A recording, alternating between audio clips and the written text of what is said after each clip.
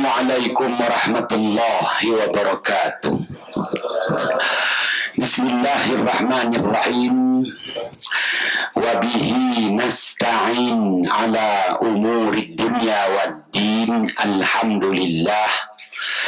Wassalamun ala ibadihi allazina astafa, amma ba'd.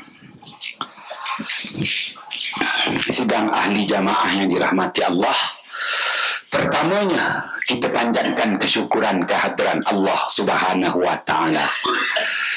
Tengah hari menjelang petang hari ini, sebelum menunaikan solat fardu zuhur, diberi kesempatan, keluangan untuk kita mendengar sedikit santapan rohani. Moga-moga dapatan, perolehan tazkirah ini nanti itulah kekuatan mengharungi hari-hari mendatang. Mana-mana yang boleh diamalkan, moga-moga itulah bekalan untuk kehidupan yang kekal abadi, kehidupan di akhirat sana. Ayat yang ke-17, ayat yang ke-19 surah Al-Qamar. Allah Subhanahu wa Ta'ala berfirman ba'da a'udzu billahi minasyaitonir rajim.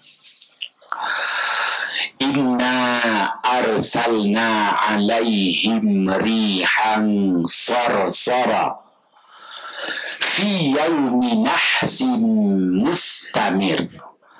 Sadaqallahul azim. Ayat yang ke-19 surah Al-Qamar, Allah Subhanahu wa Ta'ala berfirman yang artinya bahwasanya kami telah hantarkan ke atas mereka itu angin ribut kencang yang memusnahkan harta benda, melumpuhkan segalanya, malah meragut ramai nyawa manusia. Yang mana angin itu dikenali dengan nama angin sarsar yang bertiup pada hari nahas kemalangan. Tuan-tuan yang dirahmati Allah, ayat 19 surah Al-Qamar, Allah Subhanahu wa Ta'ala perkenalkan kita dengan satu istilah yang disebut hari nahas. Fi yaumi nahsin mustamir. Hebatnya orang Melayu guna pakai firman Allah, maka bahasa Arab yang merupakan bahasa Al-Quran itu orang Melayu gunakan untuk memahami dan menghayatinya. Sebagaimana yang Allah sebut ayat 19 surah Al-Qamar, perkataan kalimah nahas, fi yaumi nahas, fi yaumi nahsin, nahas. Apa makna nahas? Nahas membawa arti apa jua bentuk musibah, apa jua bentuk kemalangan, apa jua bencana yang mengakibatkan kerosakan, kemusnahan harta benda, melumpuhkan segala yang ada, malah meragut nyawa manusia. Tak semua musibah meragut nyawa manusia.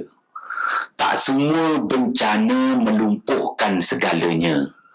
Tak semua kemalangan membawa apa yang disebut kerosakan. Akan tetapi apabila sebut sahaja nahas, dia lebih khusus. Nahas adalah kemalangan, musibah, bencana yang mengakibatkan kerosakan harta benda, melumpuhkan segalanya, malah meragut ramai nyawa manusia. Maka pada ayat 19 surah Al-Qamar, Allah Subhanahu wa ta'ala mengingatkan kepada kita, siapa pun daripada kalangan hamba-Nya tak boleh lari daripada hari nahas, iaitu hari kemalangan, hari musibah, begitu juga hari bencana. Tuan-tuan yang dirahmati Allah. Dan pada ayat 19 surah Al-Qamar, Allah mengakui ada satu bangsa yang dah tak wujud di dunia ini, iaitu bangsa Ad. Diutuskan kepadanya seorang rasul, baginda Hud alaihi salam. Bangsa yang Allah Ta'ala dah pupuskan, dah tak ada ribuan tahun yang lalu. Bangsa yang sememangnya Allah akui, Allah beri kepada dia kepandaian, ya, seni pertukangan. Mungkin tuan-tuan boleh challenge dia. UEM, engineering. Hebatnya bangsa Ad yang diutuskan kepadanya Nabi Allah Hud, dia boleh membina rumah banglo dalam gunung batu. Gunung batu tu ditebuk, dia buat rumah banglo, banglo semedi, glass. Entah bor yang macam mana dia guna, mata gerudi yang macam mana dia guna, kita pun tak tahu. Macam mana lukisan teknik dia, sama ada menggunakan perisian lama AutoCAD atau kita pun tak faham. Tuan-tuan yang dirahmati Allah, ya, kerana kita pun bertanya-tanya macam mana sistem hawa dinginnya, kerana dia boleh buat bandar kecil dalam gunung batu. Gunung batu tu ditebuk, ada bandar kecil pula. Oh no. Bagaimana bil elektriknya pun, kerana dia menggunakan hawa dingin yang macam mana dia punya kompresor pun difficult to talk. Hebatnya kaum Ad. Habis dah, terpadam dah. Tuan-tuan yang dirahmati Allah, Allah musnahkan kaum Ad itu dengan Allah Ta'ala datangkan angin ribut kencang yang Allah Ta'ala namakan sor-sor, bukan ribut N. Ribut Mary. Mak Saleh dia akan namakan ribut-ribut ni nama perempuan. Ribut Mary, ribut N, kerana perempuan mudah ribut. Standard lah. Tuan-tuan yang macam mana? Baiklah. Maka siapa pun yang menjalani hidup di bumi Allah, sama ada umat Nabi terdahulu, begitu juga kita umat akhir zaman, kita tak boleh lari daripada berhadapan dengan hari nahas. Fi yaumi nahsin, hari nahas. Tuan-tuan yang dirahmati Allah, junjungan besar Nabi Muhammad sallallahu alaihi wasallam yang kita sambut ulang tahunnya dan kita mendapat cuti umum nampaknya. Ulang tahun hari keputraan junjungan besar Nabi Muhammad sallallahu alaihi wasallam. Maka Rasulullah sallallahu alaihi wasallam lebih faham soal nahas. Apatah lagi Rasulullah mengambil berat tentang hari nahas yang sememangnya umatnya tak boleh melarikan diri daripada hari nahas. Maka Rasulullah SAW ajarkan kita teknik untuk kita mengenal pasti adakah penempatan kita diancam dengan hari nahas ataupun tidak. Dari taktik dia bukan 3-4-3, 4-4-2, walaupun dah leading 3-0 Malaysia, Rimau, Thailand boleh skor 2 lagi, dah tak dapat piala tu. Itulah macam mana.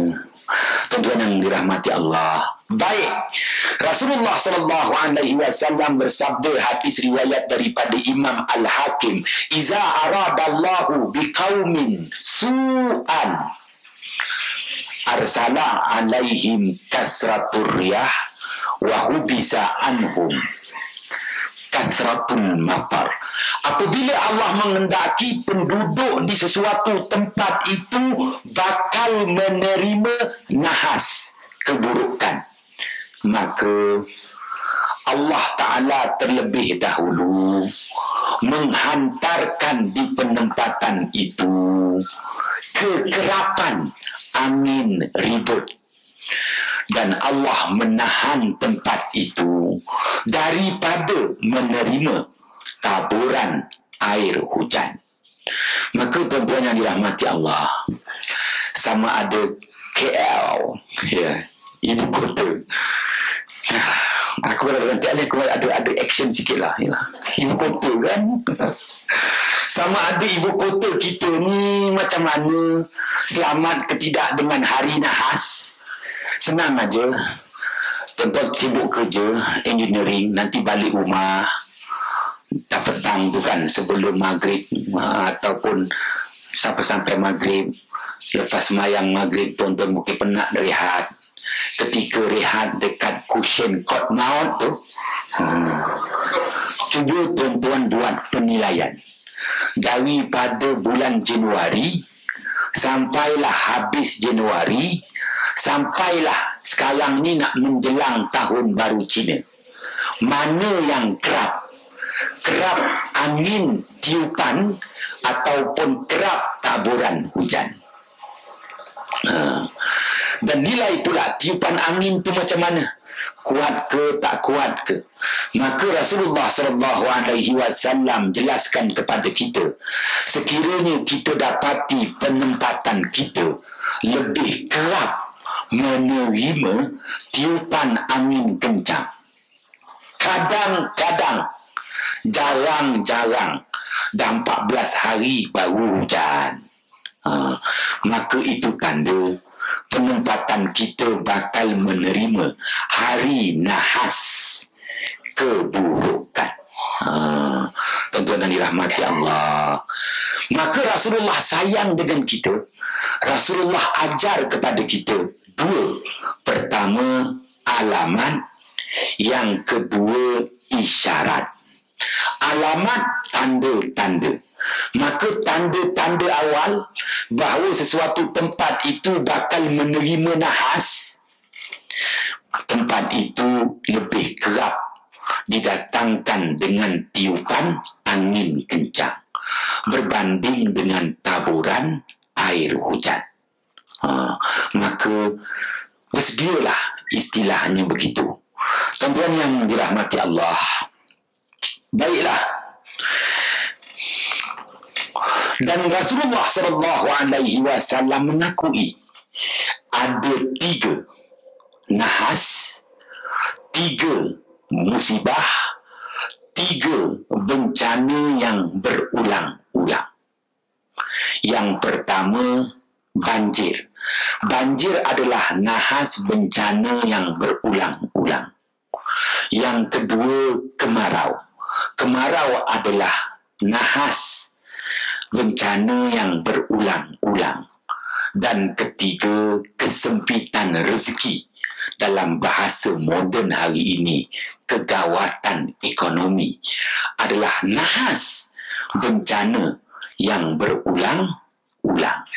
Tuan-tuan yang dirahmati Allah, satu malam, berdasarkan hadis riwayat Imam Muslim, Abu Hurairah yang kita maklum dia orang miskin, memang Rasulullah suruh dia yang hidupnya tak ada apa itu, duduklah di maknanya serambi Masjid An-Nabawi. Makan minum adalah terjamin. Maka satu hari Abu Hurairah melihat Rasulullah belum balik lagi, masih lagi berada dalam Al-Masjidun Nabawi. Semua kaum muslimin, para sahabat lepas sembahyang fardu isyak, semua dah beredar. Maka Rasulullah tak beredar lagi. Rasulullah doa dan doa dan doa hingga larut malam. Barulah Rasulullah bingkas bangun, keluar daripada Masjidun Nabawi. Keluar saja Abu Hurairah tanya. Yang Rasulullah doa lama-lama tu minta apa? Mercedes mata belalang? Mercedes mata kacang? Tak. Zaman tu mana ada lagi. Maka Rasulullah beritahu Abu Hurairah radhiyallahu an, yang Rasulullah doa lama sampai larut malam tu, apa sebenarnya yang Rasulullah pohon? Sa'altu Rabbi li ummati salasan fa'ataniha isnatain wa mana'ani wahidatan. Aku mohon, aku rayu kepada Tuhanku 3 permohonan, 3 permintaan. Ketiga-tiga itu semua untuk kebajikan umatku. Akan tetapi Allah terima 2 permohonanku. Allah Ta'ala tak terima 1 lagi permintaanku. Maka Abu Hurairah tanya apa dia. Rasulullah SAW jelaskan, sa'altu Rabbi an la yuhlika ummati bil gharaq fa'ataniha. Aku mohon, aku rayu kepada Tuhanku, janganlah umat aku ni mati semuanya, binasa segalanya, lumpuh segalanya akibat banjir besar. Maka Allah Ta'ala perkenankan permintaanku. Umat Nabi-Nabi terdahulu apabila kena banjir besar, mati semua. Tak seorang pun hidup. Tetapi umat akhir zaman tidak. Apabila maknanya Kelantan banjir, KL tak. Maka orang KL boleh menghulurkan bantuan. Kata nanti bila KL pula banjir, orang Kelantan bantulah pula. Jangan diam sok. Kan? KL ni pun lembah kan, nama pun Kuala, pertemuan 2 sungai. Habis itulah yang ada. Buatlah bandaraya dekat Kuala, siapa suruh? Lembah. Memang kalau banjir memang standard ISO banjir. Kerana pertemuan 2 sungai, namanya pun Kuala Lumpur. Banyak lumpur. Dah tukar lumpur dah keras dengan tile. Kuala tile. Tuan-tuan dan rahmati Allah. Baiklah, kau dengar je lah aku cakap apa je. Jangan takut, jangan bimbang. Allah dah perkenankan permohonan Rasulullah. Apabila berlaku banjir besar, kita tak lumpuh segalanya. Ada yang menjadi mangsa, ada yang terselamat. Yang terselamat dapat menghurulkan bantuan kepada mangsa. Tidak umat terdahulu, kalau banjir habis, mati musnah segalanya. Tuan-tuan yang dirahmati Allah. Dan Rasulullah berdoa kerana Rasulullah faham banjir adalah bencana nahas yang berulang-ulang. Tuan-tuan, Datuk Mufti Kelantan minta saya datang ke Kelantan seberapa segera daripada awal Disember. Tapi kesempatan saya tak ada. Kononnya I'm very busy. Sebenarnya aku pun cari makan juga. Jadi kalau ceramah-ceramah macam-macam aku ni, dia tak macam Ustaz Kazim lebat. Kan? Inilah, kalau aku ceramah kerajaan-kerajaan jemput ni, isi borang aja 1 jam 80. Standard lah. Macam mana? Takluk dengan GO, General Order. Jadi dah tangguh. Akhirnya 22 saya bersetuju tarikh yang boleh untuk bentang kertas kerja di Universiti Melaya Nilampuri Kelantan. Tajuknya ialah gelombang kedua banjir. Tuan-tuan, habis bentang 22, 23, hujan terus madat. Habis. Saya nak balik pun tak boleh. Dia pula. Ada yang aku cakap, kenapa aku bentang? Tuan-tuan dan rahmati Allah.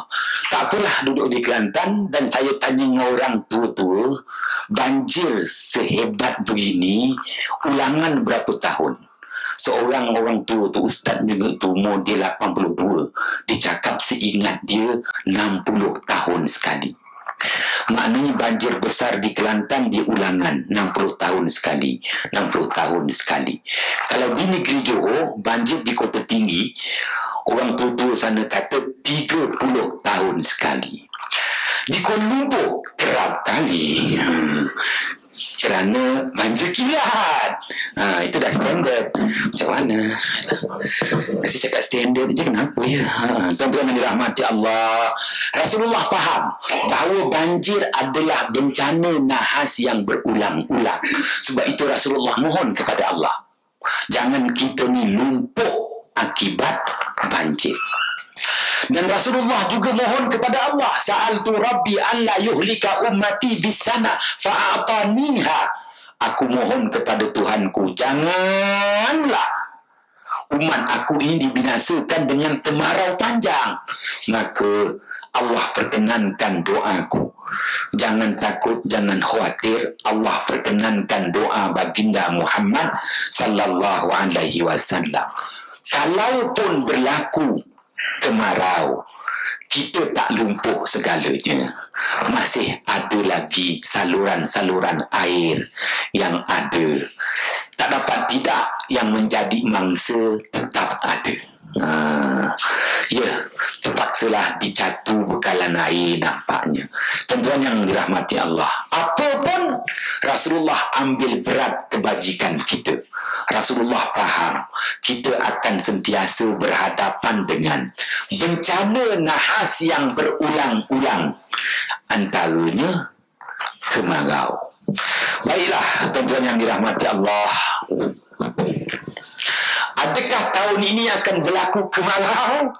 Saya tak nak cakap banyak-banyak. Nanti ditegur oleh Jabatan Meteorologi, mengambil tugas dia pula. Dia dah ada SOP, dia dah ada markah APC, Anugerah Perkhidmatan Cemerlang. Tiba-tiba aku pula nak diberi. Mana boleh? Istilahnya gitu. Apapun tuan-tuan, sekadar ilmu falak sedikit yang ada pada saya, kita boleh tahu tempat itu sama ada banjir atau kemarau. Ya, dan Rasulullah pun dah beritahu, adakah tempat kita akan berdepan dengan nahas? Rasulullah dah beritahu tanda-tandanya, alamat-alamatnya. Apabila kekerapan angin kencang berbanding dengan taburan air hujan.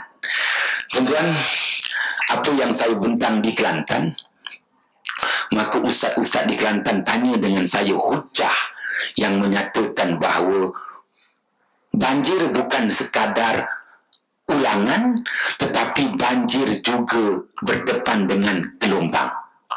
Ulangan 60 tahun sekali, 30 tahun sekali, 15 tahun sekali.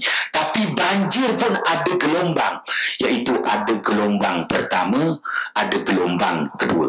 Dengan kata lain, dalam tahun yang sama 2 kali.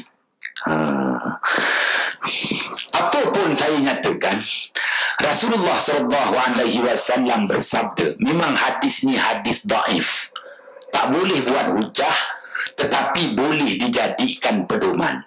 Walaupun hadis ini daif darjatnya, tetapi masyhur penggunaannya.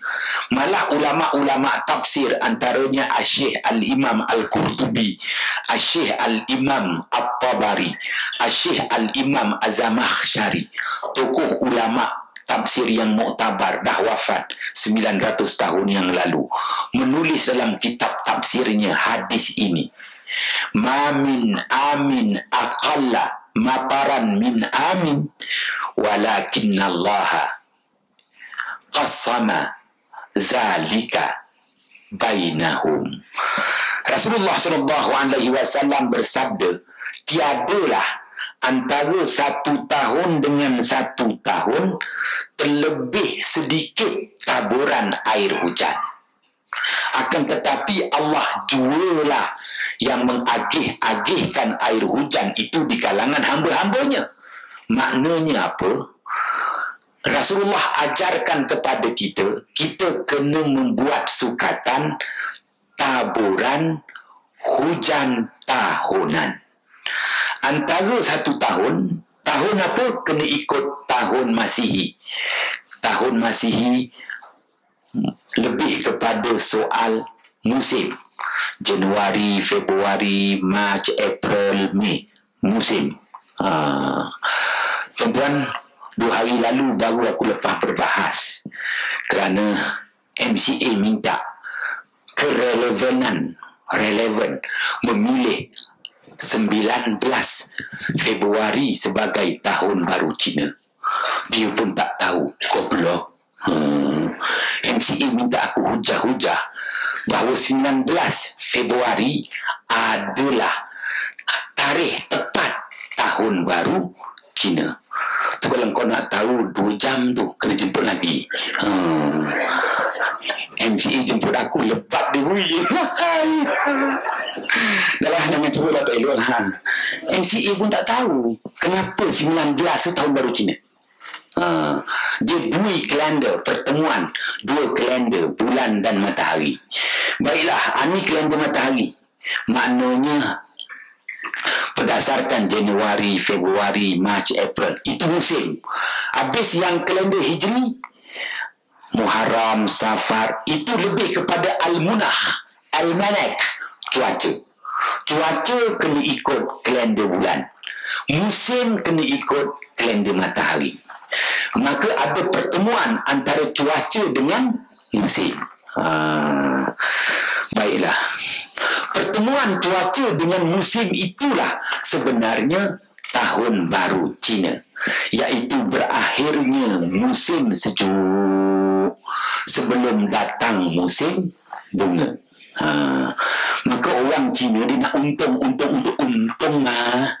Maka dia nak tahun baru itu berakhirnya musim sejuk.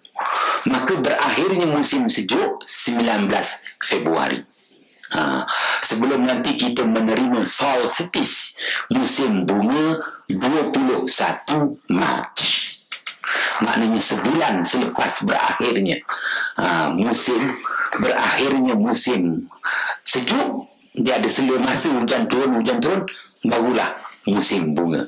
Tuan-tuan yang dirahmati Allah, baik, engkau tak payah tahulah benda tu. Itu cari makan akulah. Yelah, kan aku bukan Ustaz KL. Ustaz KL duit banyak. Tuan-tuan yang dirahmati Allah, nanti lepas bulan depan nak pergi ke Kelantan, MB suruh aku cari pokok gaharu yang Rasulullah sebut Sajaratul Ud.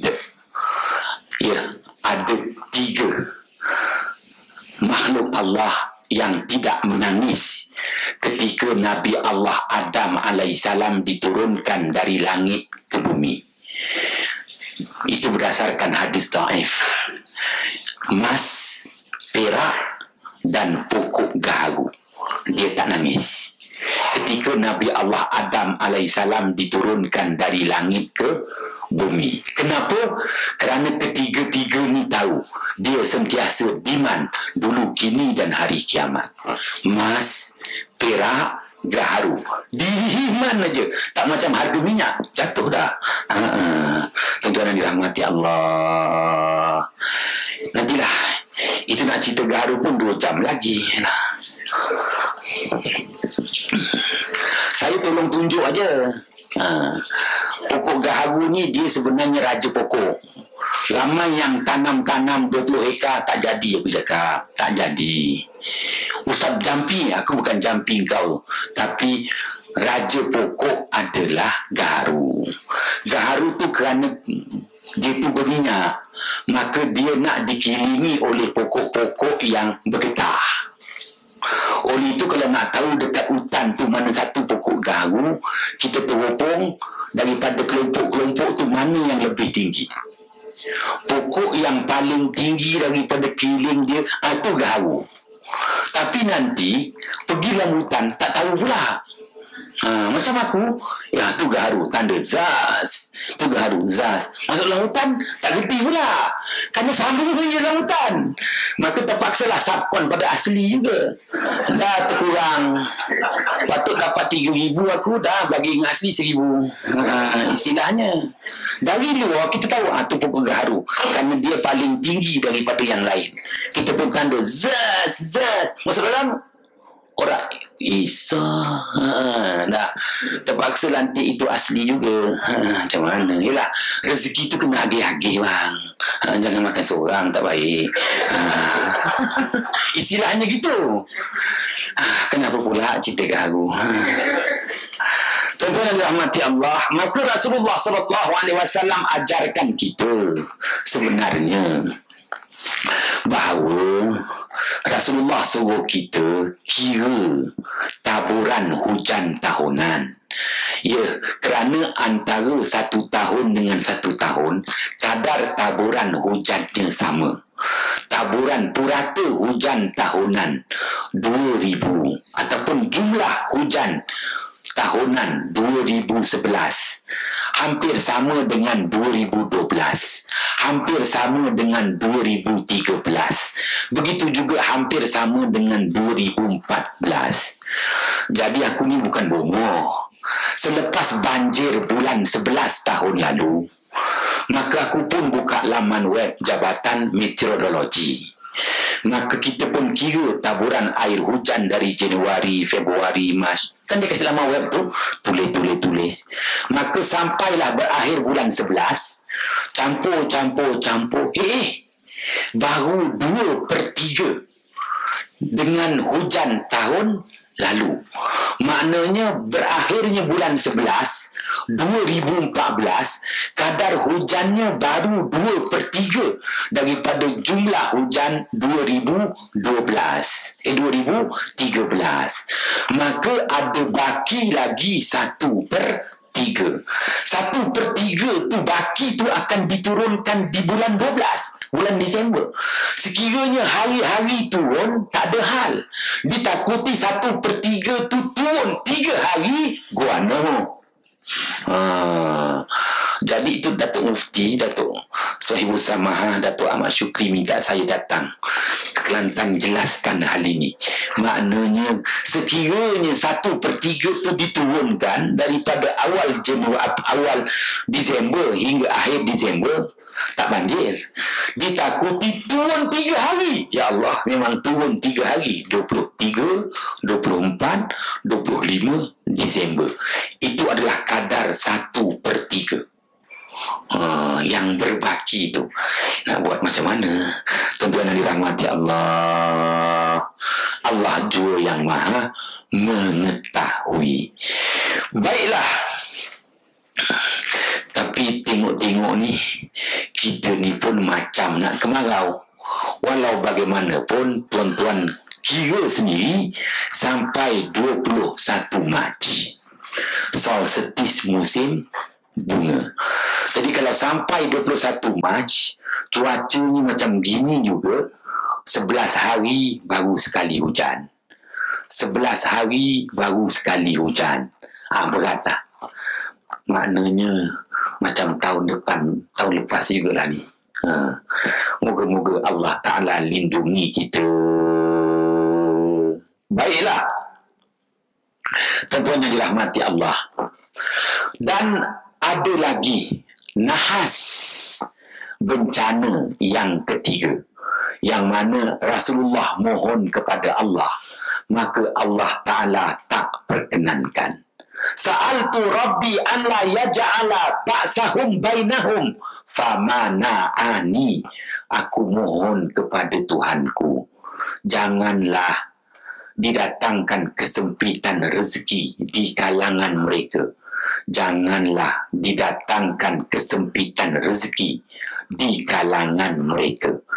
Apa makna kesempitan rezeki di kalangan mereka? Semua kena. Tugiman kena, tugiran kena, tugimin, tugirin, tumirin. Habis yang duduk dekat Sabak Bernam tu, Suparman, Sudarman, Suratman, Sugarman. semua kena. Rasulullah dah doa tahu untuk kita. Rasulullah memang ambil berat soal kita, tapi Allah tak perkenankan.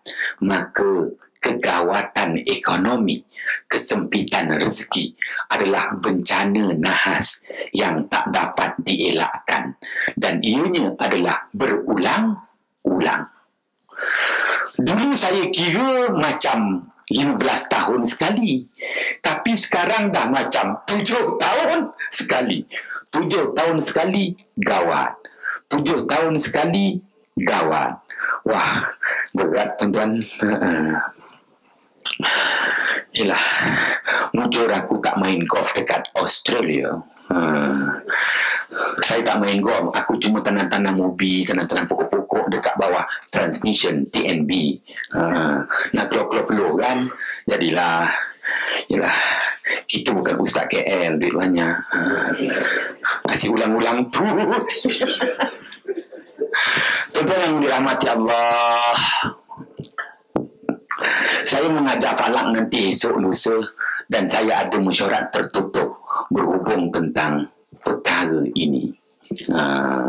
Perkara maknanya boleh tak menghitung bahawa kita boleh menghitung tahun bila jatuh, tahun bila jatuh.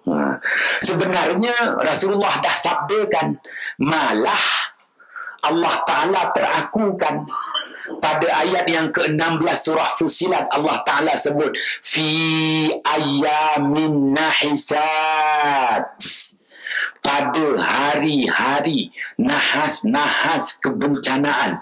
Maknanya hari nahas itu, hari bencana itu bukan seumur hidup sekali, dia akan berulang-ulang. Kita kena belajar daripada kekurangan, kita kena belajar daripada kelemahan, kita kena belajar daripada apa jua kesilapan. Moga-moga Allah Ta'ala sentiasa lindungi kita. Apa pun Rasulullah SAW bersabda, wastaqbalu amwajal bala biddu'a. Hadapilah bencana nahas yang adanya gelombang, kata Rasulullah. Gelombang-gelombang bala, gelombang-gelombang bencana, gelombang-gelombang apa yang disebut nahas. Ya, disebut gelombang pertama, bencana gelombang kedua, gelombang ketiga. Rasulullah ajarkan kepada kita agar kita jangan putus-putus berdoa. Tuan-tuan yang dirahmati Allah, agar kita jangan putus-putus berdoa menghadapinya. Baiklah, sebab itu ada hadis yang Rasulullah SAW bersabda, utlubu istijabatid doa, utlubu istijabatad doa inda nuzulil ghaib wa inda nuzulil thana. Dapatkanlah doa-doa yang segera dikabulkan ketika kamu mendapati melimpah-limpah turunnya air hujan. Apabila kita dapati bahawa air hujan dah mula melimpah, dah tengok berat ni, maka Rasulullah suruh kita dapatkan doa yang segera dikabulkan, iaitu mendirikan solat hajat. Begitu juga kita dapati bahawa angin makin kuat, angin aja, tak hujan-hujan ni, maka Rasulullah pun suruh kita solat sunat hajat. Moga-moga Allah Ta'ala pelihara kita. Tuan-tuan yang dirahmati Allah, ialah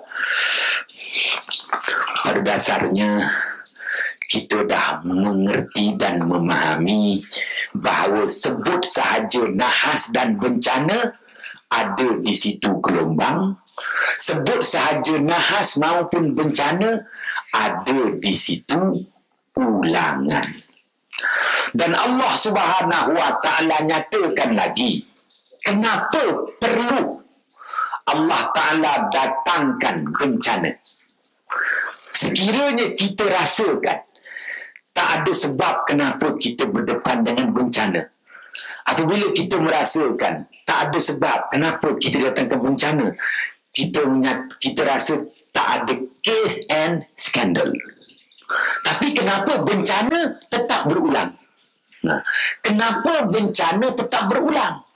Walaupun kita dapati case and scandal yang berat-berat lah, yang ringan tu standard lah istilahnya. Maka Allah jelaskan pada ayat 17 surah Ar-Ra'd, anzala minas sama'i ma'an fasalat awdiyatum biqadariha fahtamala sailu zabadar rabiya. Sadaqallahul azim. Allah nyatakan, Allah jualah, bukan manusia. Manusia tak ada. Tapi Allah Ta'ala nyatakan, Allah jualah yang menurunkan air hujan dari langit ke bumi, maka limpahan air hujan itu bergerak deras di lembah-lembah yang rendah. Maka berlakulah banjir. Atas tujuan nak memisahkan unsur yang kotor dengan unsur yang bersih. Yang mana unsur yang kotor terapung-apung, sebagaimana buih-buih terapung-apung dibawa air banjir terus ke lautan. Maka Allah Subhanahu wa Ta'ala akui, fahtamala sailu zabadar rabiya. Allah Ta'ala datangkan bencana banjir ni kerana Allah Ta'ala nak pisahkan dua unsur. Unsur yang kotor dengan unsur yang bersih. Maka unsur yang kotor akan dihanyutkan oleh air banjir sebagaimana hanyut dan terapungnya buih-buih.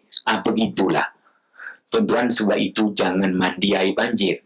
Kerana buih air banjir itu ada nilai kotoran. Manakala lumpur yang ada nilai kebaikan terenap, jatuh ke permukaan bumi. Jangan dimaki lumpur. Tak apa, ambil skop, pindahkan. Lumpur itu baja sebenarnya. Walaupun kita rasa tak selesa mengotori, tapi lumpur itu baja. Manakala yang kotor sudah dihanyutkan. Memanglah selepas banjir berat nak dibersihkan, tetapi sememangnya itu jalan. Allah Ta'ala nak pisahkan dua unsur, kotor dan bersih. Fahtamalat sailu zabadar rabiya. Ramai orang tanya dengan saya, kenapa pula Allah nak pisahkan kotor dengan yang bersih? Ya, pada dasarnya dalam tempohan masa tertentu, siapa boleh sekat perbuatan orang? Siapa boleh sekat perbuatan manusia? Manusia terus menjalani hidup. Apabila manusia menjalani hidup, sememangnya ada gangguan, ada pencemaran. Tak bolehlah. Tinggal lagi ulangan itu lambat. Kelantan 60 tahun sekali, Johor 30 tahun sekali. Kenapa Johor cepat pula? Banyak tercemar, sendeklah. Tuan-tuan rahmati Allah. Jadi orang kata tak boleh kontrol ke Ustaz? Aku pula engkau tanya. Pada dasarnya kegiatan manusia. Apabila ada pembangunan, tak dapat tidak. Ada pencemaran, menunjukkan kemampuan manusia terbatas. Terpulanglah kepada kebijaksanaan manusia mengurus bumi Allah ini dengan sebaik yang mungkin. Oleh itu tetap ada ulangan. Kerana nak dipisahkan dua unsur, unsur bersih dengan unsur kotor. Tuan-tuan yang dirahmati Allah, memastikan bahawa bumi ini akan terus dijalani kehidupan, dimakmurkan kehidupan. Tuan-tuan yang dirahmati Allah, maknanya di sebalik banjir nanti selepas ini ada nilai yang bersih, ada nilai yang bersih yang Allah Ta'ala akan berikan. Tuan-tuan yang dirahmati Allah, ya, sekadar itu dulu yang mampu disampaikan. Salah silap mohon jutaan. kemaafan. Bismillahirrahmanirrahim. Fafahamnaha Sulaiman wa kullan ataina hukman wa ilma wa sakharna ma'a Daud al-jibala yusabbihna wa tayra wa kunna fa'ilin ya arhamar rahimin. Assalamualaikum warahmatullahi wabarakatuh.